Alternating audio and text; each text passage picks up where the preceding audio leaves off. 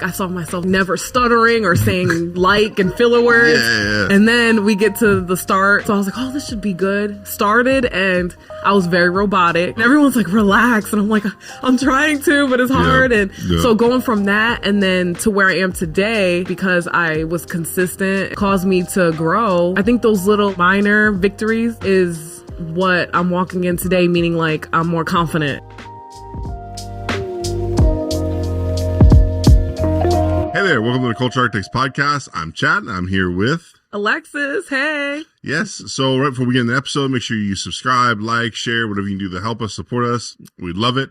And so today's topic is something that kind of is relevant to us and relevant to kind of everything we do here at Culture Architects, but specifically with you with Speak Life, is when you have vision and when you have, you know, an idea of starting something, right? Whether it's a hobby, whether it's a ministry, whether it's like whatever, you know, you have the vision for it, right? And like, it's in your head, whether God gave you a dream, God gave you multiple dreams, God gave you words, right? From different people, like they all culminate. And then you have this idea in your head, especially if you sat on it for a while, which for Speak Life, how long? It was like 4 years. Yeah, 4 years. So 5 years, you know, you have this idea in your head of what Speak Life looks like, right? I'm sure you had font ideas and you had product ideas, colors and topics and like all these things.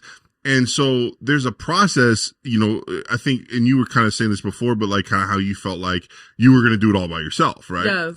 And so now, like when you realize, okay, you know, this isn't meant to be carried all by yourself. It's meant to be carried a team or people that at least support you.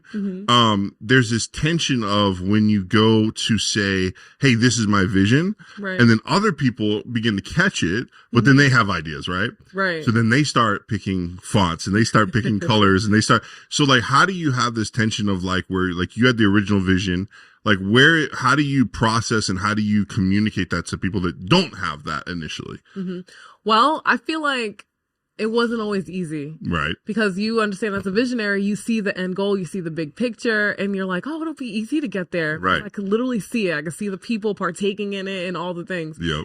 And then you go to start and you're like, man, I didn't think about all these little details or all the little things to get the ball rolling. Right. So then, like you mentioned, I was like, oh, I could do it all. I could do this. I could be the graphic designer. But then after a while, I'm like, I'm going to need help because the vision is bigger than me. Yeah. And I heard the saying that someone said, when the vision is bigger than you, or way bigger than you could ever think, then or bigger than this lifetime, then it's the God vision, because it's supposed to be passed down for generations to come. Sure. Yeah. And so with Speak Life, I'm like, okay, so I need a team. Yeah. I can't do it on my own, but I want to do it on my own. Yeah. So when I started to get team players, I had to try to explain the vision. Right. And to me, because it's me and what I'm seeing, I explain it in a certain way, thinking that, you know, you should be able to catch it. Yeah. That's how it is. And, but it wasn't always, I guess, perceived in that way right away. Yeah. So then I would have to break it down. And then that's when I'm like, okay, I can't just say what I'm seeing because to me it's normal. Yeah. But to them, it's like painting a whole new picture. Yeah. So I think in that it was a challenge, but spending, you know, time day by day talking about what God showed me initially, they started to catch it, like you said. And once it's caught, then they can start adding ideas to it. And then what I first started off with wasn't what it looks like today. Right. And then I'm sure when we get, you know, closer to the bigger picture, it's going to look totally different, but still have that same like structure and frame. Yeah. And I think having that as a leader and understanding like, okay, like, you know, as long as the spirit of the vision is carried forward, but at the same time, so like, how did you deal with, because I know there were some times where like maybe you communicated things and then people bring you things and they're not how you wanted them. As a vision, as a leader, like, how did you? You want me to say? No, no, like, okay, so to be real at first, yeah. My poor husband, like I go to him with everything and I'm like, babe, what do I do? Yeah. I'm like, that's not what I'm thinking. Yeah. That's not what I was seeing. And I'm like, but I also love this person and I don't want them to think that I'm like going to crush them. And so I remember the sandwich, like compliment. And you say the thing and then, you know, and so I'm just thinking of ways and he's like, well, it's not bad though. And I'm like, it's not bad, but it's not what I would have done or what I thought it could be.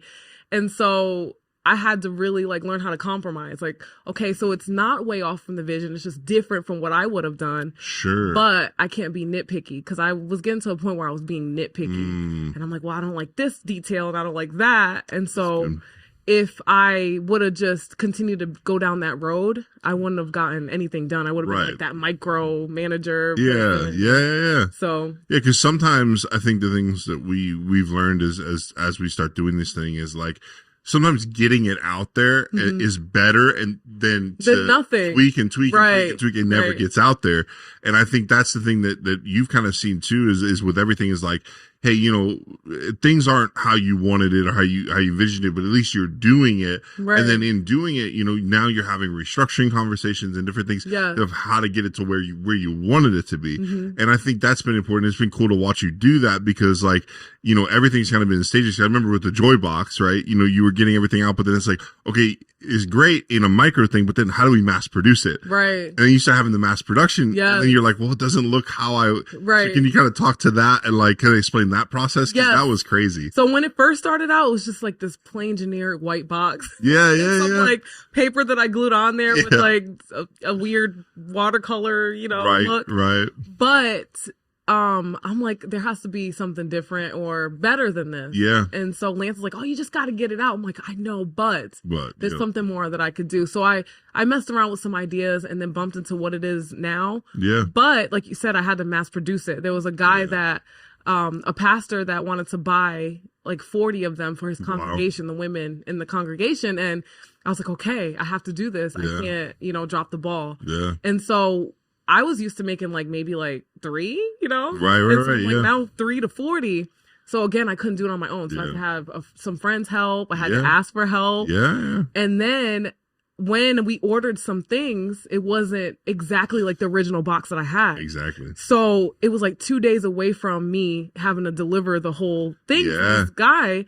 And so I'm like, okay, so I could either scratch the whole thing. Right. Or just, you know, just say, okay, well, this is what it is. And so that's what I chose to do. I chose to just go with it, and it ended up being awesome and great. And the way that I perceived it, because it's the vision that I saw, wasn't as bad as just not doing it. Right. If that makes any sense. Yeah. And I think, I mean, you look at everything like products wise, everything has this evolution of like, it starts out as one thing and then it goes to another and it gets better. Right. And so like you kind of experienced that, like, okay, like we got to do this thing, and then like, oh, it's not how we envisioned it. Right. But you still pushed through. Yes.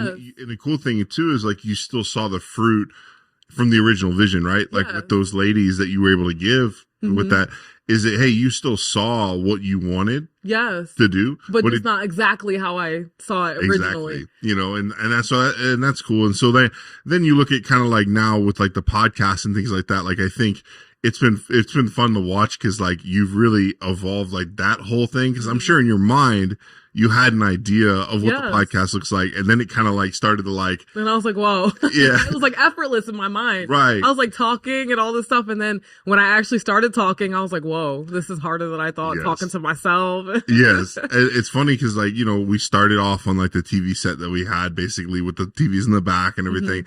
And it was very like, you know, I guess you could say kind of like news showy, Phil. Yeah. So like you were trying to get your footing in that type of thing. Like you had your notes and like trying to stay. And so can you kind of talk to that, like in terms of like, what was your expectation? And then kind of like, what did you grow into? And then kind of like, where did you go now? Or where are you kind of now with that? So my expectation was like, oh, you see these talk show hosts.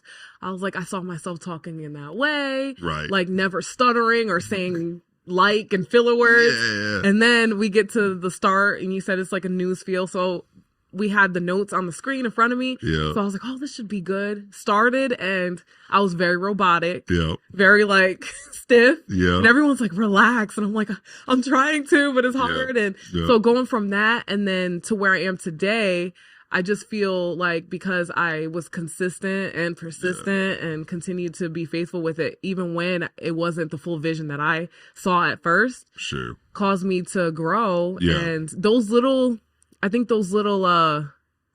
minor victories is what I would call it, is what I'm walking in today, meaning like I'm more confident in what I'm doing. So, Yeah. And even with the box and stuff. Yeah. So like those little things that I thought was a huge deal, now I'm able to be more flexible when it comes to problems or things that arise. Yeah. And I think it's cool because, like, yeah, you can even see it, like, in your temperament now of how, like, because I know even with podcasts, like, you were also carried kind of like a perfectionist thing. Uptight. I was like, yeah, like everything had to be like perfect. Right. Everything had to be the perfect topic, the perfect mood, everything. And so as like things started shifting, I think you kind of grew into this thing of like, because I remember there'd be times where like you really could only do like one a day, and then eventually you were able to do two, and then you were able to do three. And what it was is like you just started having this confident conversation where you just were saying like you were really being introspective, right? And I think before you were trying to, and because I remember even with the notes, like you were trying to be very like to the T, like yeah. And so it's one of those things of like you were trying to execute something you had in your head, like you saw yourself being confident and having all this stuff, but like I think the method of how you got there was different than how you imagined, right? And so it was cool to see that growth. And then even now, like with Speak Life and the social media side and everything like that, like I know like you had an vision for it. Right. And now, like, as, new people come on the team and new conversations are happening, y'all are kind of revamping that. So can you kind of talk to that and kind of how that has played out? So with my social media, and like you said, with the perfectionist thing, I got free from that. But when I started to walk it out with social media, especially, I know how I want it to look. Yeah. And so sometimes my ability with graphics or different things wouldn't match with what I was seeing. Sure. But I was like, I have to get something out there. So I had to get to the point where I literally would cringe, but I would still get it out there because I'm like, I have to start with something. It has to metamorph into something that I'm seeing in the future. Yeah. So now I'm at the point where I have a lot of content that we got out there. Yeah. And now we're about to revamp and reset, and it is matching to what I saw it to be. And it's not exactly what I thought because you see it. I think the Lord shows you the picture so that you have an idea of what to move forward towards. That's good. But it's not, that doesn't mean it's going to be the exact color, the exact thing for you to do. It's just for you to get towards it. Yeah. So I'm excited for what's to come with it now. And me being diligent got me to the place where, now we're walking it out, the vision, walking it out. So yeah, that's good. Yeah. And I think as a leader, learning to be a leader, the Lord wanted to show me that I have to be flexible. I can't be that person that's controlling. I didn't like that with me when I was being led. Right. So it's good. Yeah, because I think the thing that kind of can be lost on us with different things is like when we're leaders, I think we sometimes forget, like, it is our vision, it is our baby, but then it can become their vision and their baby, and they can become the people, that we're casting it to can become as passionate as us. And that's what you want. You want your team to be just as passionate because they're going to bring it forth. Yeah. And so I think that's like kind of where like you almost have to steward that because it can sometimes where they'll have something coming out of passion and then you're coming out of passion. And sometimes that can clash, but it's being, okay, what's best for what to carry the vision for. Right. And so sometimes as a visionary, as people that are leading, like we have to kind of go, okay, like this is not how I wanted to get there, but like, you know what, that makes a lot of sense. And so like, let's go ahead and try that. Let's put our power behind that, put our effort behind it.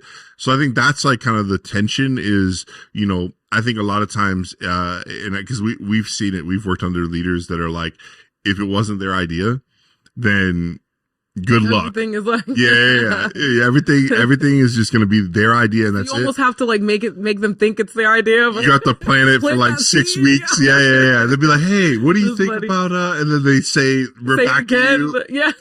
Yeah, and so I mean, we've both been there. Like that's a real thing. So I think struggling to not be that, and especially when things are, very new and things are being grown, is like, maybe God gave you that vision, but it's not just now your vision, right? It's that He gave it to you, but now like it's a shared vision, and I think sometimes and it takes a while because like you have to walk it out, and like talking about it is much easier than walking it out, yes, because I mean. For you, it's 4 or 5 years like that. I mean, that's something that like when you see it going, you're like, okay, let's get it going. Let's make sure this happens. But then at the same time, like then it's like, what if you had to birth it for 5 years and now someone else has to help you deliver it, right? I think that's kind of the thing is like sometimes we're not, I guess, keen to allow people to help us deliver things. Yes. Well, that's good because there's two analogies that I could add to that. So one analogy is like our life. Yeah. So we all have a bigger picture. The Lord set out a picture for us, and now we're going to walk it out. But there's times that we veer away or go this way, and it's not the same of what it could have been perfectly, if we walked it out, but we get to that bigger picture as we stay on the course. Then another analogy I saw was a puzzle. Yeah. Like we all have different ways that we can do that puzzle. 100%. Some people like to do the border first. Some people like to do the corner and then work its way out. But the picture is being built in the end. That's good. So without that vision, without the picture, then you have nothing to move towards. Yeah, that's good. So because that is kind of the point, is like your preference may be to build the puzzle a certain way. Yeah. But maybe the team wants to build it another way. Right. And I think just being okay with that process, but still getting to it. Yeah. That's vision. good. That's really good. So so I think it was a great conversation. Yeah. So all right, we'll see you next week. Bye.